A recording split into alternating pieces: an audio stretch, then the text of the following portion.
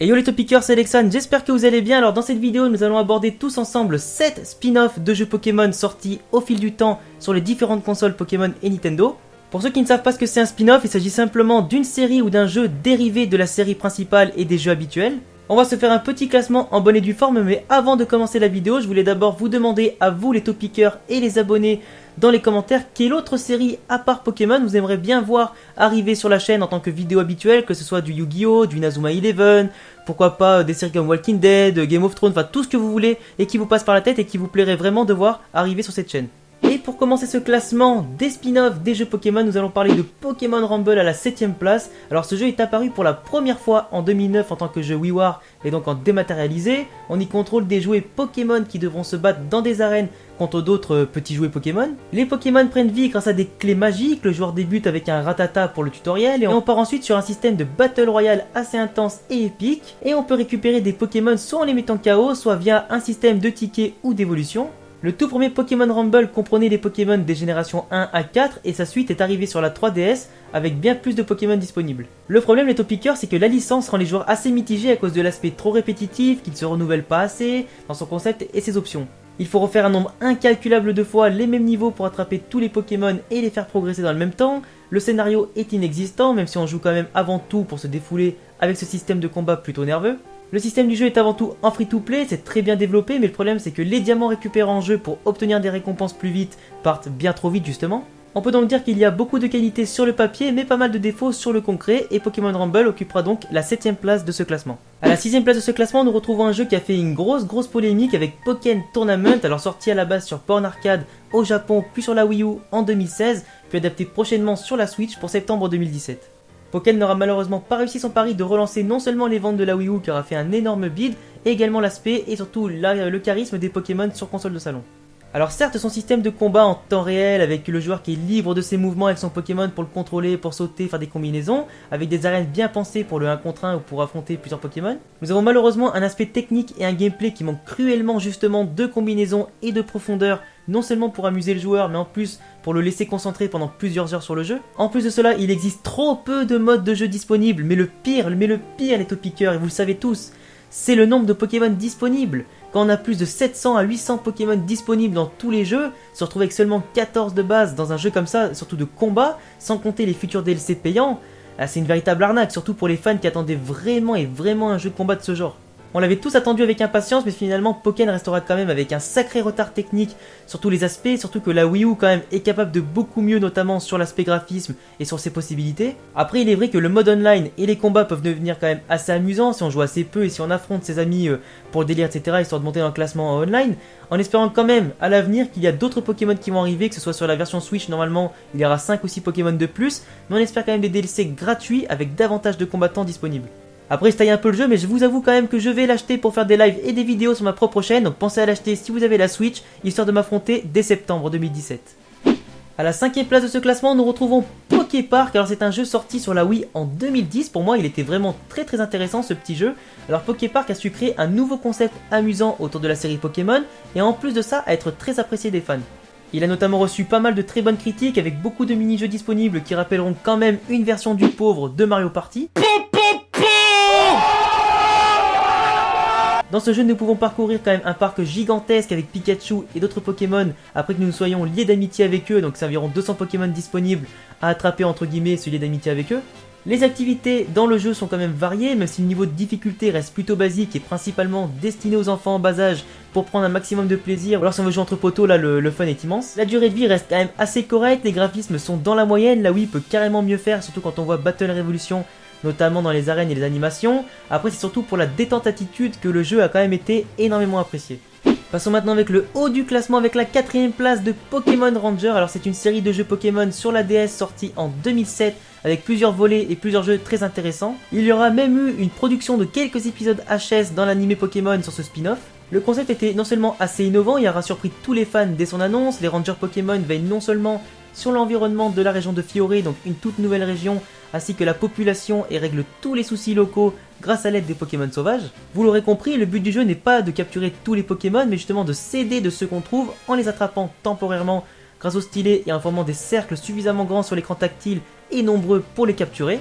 Les Pokémon seront utiles pour détruire non seulement des obstacles, éteindre un feu notamment avec les Pokémon eau, passer un ravin avec des Pokémon vol et toutes sortes de choses utiles pour faire son boulot de ranger et avancer dans l'histoire. L'exploration est tout de même assez satisfaisante, bien qu'assez linéaire dans cette nouvelle région de Fioré, le jeu était même assez court, mais son système de quête reste quand même assez bien pensé et bien prenant. On prend vraiment du plaisir à tout parcourir les moindres environnements pour découvrir de nouveaux Pokémon cachés par-ci par-là. On essaie vraiment d'avoir le plus de Pokémon possible, ou au moins de les avoir une fois, histoire de découvrir quels effets ils peuvent avoir sur l'environnement et pour nous aider.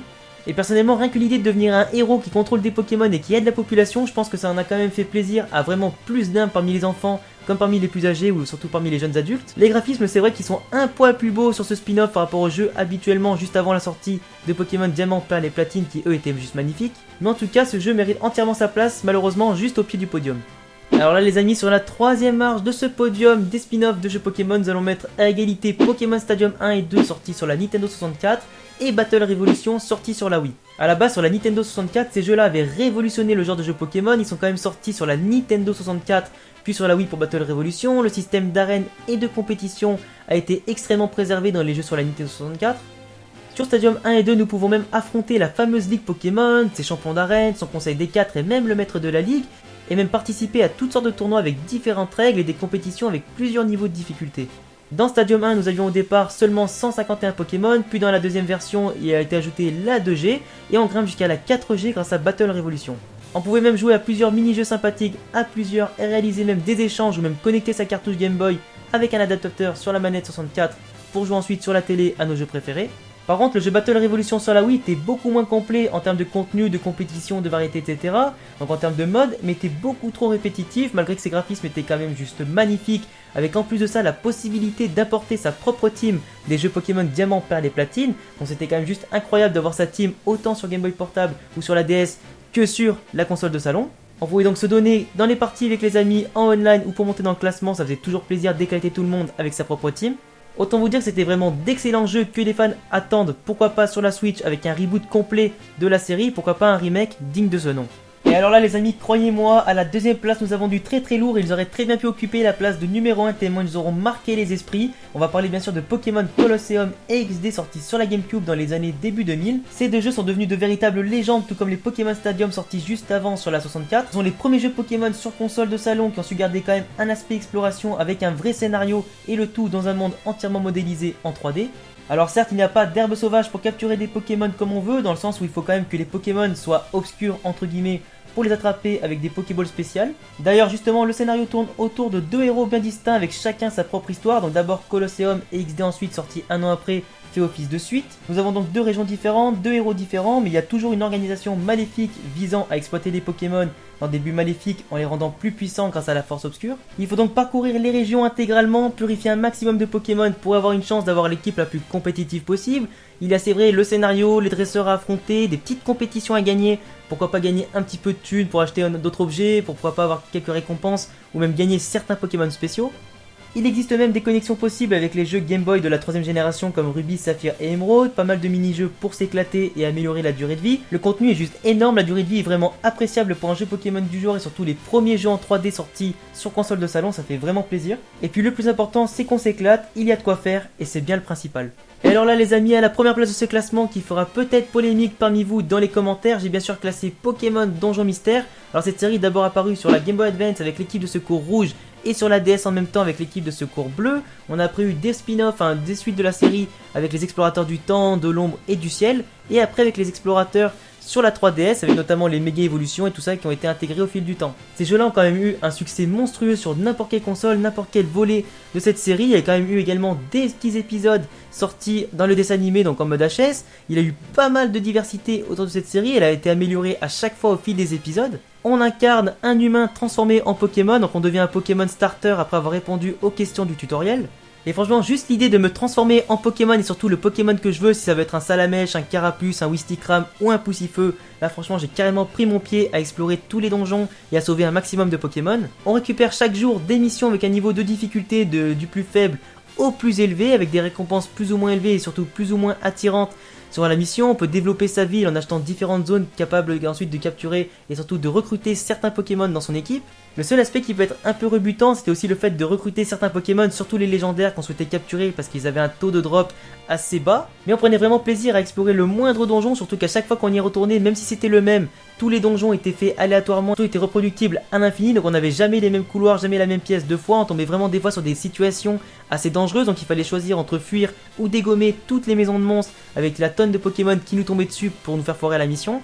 Non seulement le scénario est très prenant, on prend vraiment plaisir à parcourir tous les recoins de ce jeu, découvrir tous les secrets du scénario, capturer le plus de Pokémon possible, agrandir son équipe, les faire évoluer, les faire monter de niveau, développer sa ville à chaque fois de plus en plus. Donc en tout cas de très bons jeux que je mets automatiquement à la première place de ce classement et vous me direz en commentaire si j'ai raison ou pas. Et voilà les Topiqueurs, c'était tout pour cette vidéo des spin-offs de Pokémon. Dites-moi en commentaire votre propre classement des spin-offs de Pokémon que j'ai cités ou que je n'ai pas cités. J'aurais pu parler évidemment de Pokémon Dash, des jeux mobiles comme Magikarp Jump, comme Pokémon Go, etc.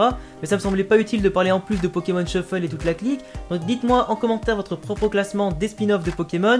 Dites-moi si le mien est correct ou pas, si j'aurais dû inverser certains jeux Pokémon ou pas. Dites-moi également quelle autre série vous souhaitez voir arriver sur la chaîne du trio Picrou, ça m'intéressera beaucoup. En attendant, abonnez-vous à notre chaîne, on va essayer de dépasser pourquoi pas les 200 pouces bleus sur cette vidéo. Suivez-nous sur Twitter et Facebook, il y a les liens dans la description. Et on se retrouve à bientôt pour une prochaine vidéo. Ciao les Topiqueurs.